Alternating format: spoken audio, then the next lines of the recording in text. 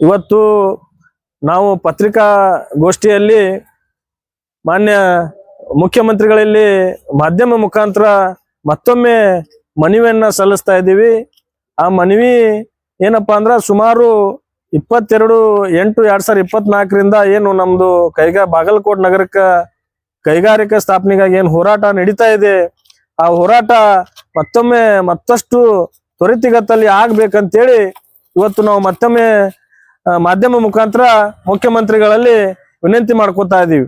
ಏನಪ್ಪಾ ಅಂತಂದ್ರ ಸುಮಾರು ಬಾಗಲಕೋಟ್ ನಗರ ಪ್ರದೇಶ 3 ಹಂತಗಳಲ್ಲಿ ಮುಳುಗಡೆ ಆದಂತ ಒಂದು ಬಾಧಿತ ಸಂತ್ರಸ್ತ ಕುಟುಂಬಗಳು ಲಕ್ಷಾಂತರ ಇರೋದ್ರಿಂದ ಅವರಿಗೆ ಯಾವುದೇ ರೀತಿಯಿಂದ ಆರ್ಥಿಕವಾಗಿ ಮತ್ತು ಶೈಕ್ಷಣಿಕವಾಗಿ ಯಾವುದೇ ರೀತಿಯಿಂದ ಕಾರ್ಯಕ್ರಮಗಳನ್ನ ರೂಪಿಸಿಲ್ಲ ಅಂತೇಳಿ ನಾವು ಇವತ್ತು ಮತ್ತೊಮ್ಮೆ ಪತ್ರಿಕಾಗೋಷ್ಠಿಯನ್ನ ಕರೆದಿದ್ದು.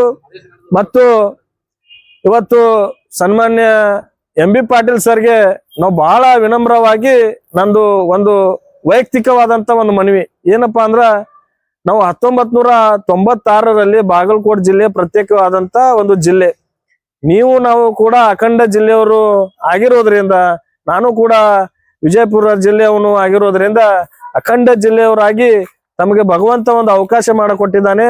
ಬಾಗಲಕೋಟ್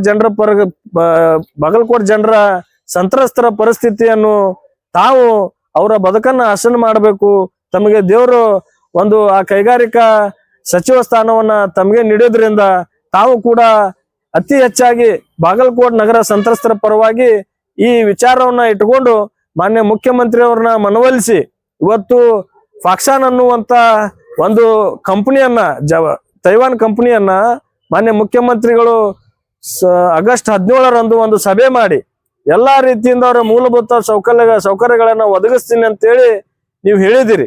ಅದೇ ರೀತಿ ನಮ್ದ ಉತ್ತರ ಕರ್ನಾಟಕ ಹಾಗೂ ದಕ್ಷಿಣ ಕರ್ನಾಟಕ ಅಂತ ಒಂದು ಯಾವುದೇ ರೀತಿಯಿಂದ ತಾರತಮ್ಯವನ್ನ ಮಾಡದೆ ನಮಗೂ ಕೂಡ ಬಾಗಲಕೋಟ್ ಮುಳುಗಡೆ ಸಂತ್ರಸ್ತರ ಬದುಕು ಇವತ್ತು ಸರಿ ಆಗ್ಬೇಕು, ಆರ್ಥಿಕ ಪರಿಸ್ಥಿತಿ ಸುಧಾರಣೆ ಆಗ್ಬೇಕು ಅಂತೇಳಿ ಒಂದು ಜಿಲ್ಲಾಧಿಕಾರಿಗಳ ಮುಖಾಂತರ ಒಂದು ಕೈಗಾರಿಕಾ ಆರ್ಥಿಕ ಪರಿಸ್ಥಿತಿ ಬಗ್ಗೆ ಒಂದು ವರದಿಯನ್ನ ತೆಗೆದುಕೊಂಡು ಚಳಿಗಾಲ ಅಧಿವೇಶನದಲ್ಲಿ ಅಧಿಕೃತವಾಗಿ ಘೋಷಣೆ ಮಾಡಬೇಕು ಬಾಗಲಕೋಟ್ ನಗರಕ್ಕೆ ಕೈಗಾರಿಕೆ ಅಂತೇಳಿ ನಂದು ಮತ್ತೊಮ್ಮೆ ಮನವಿ ಇದೆ.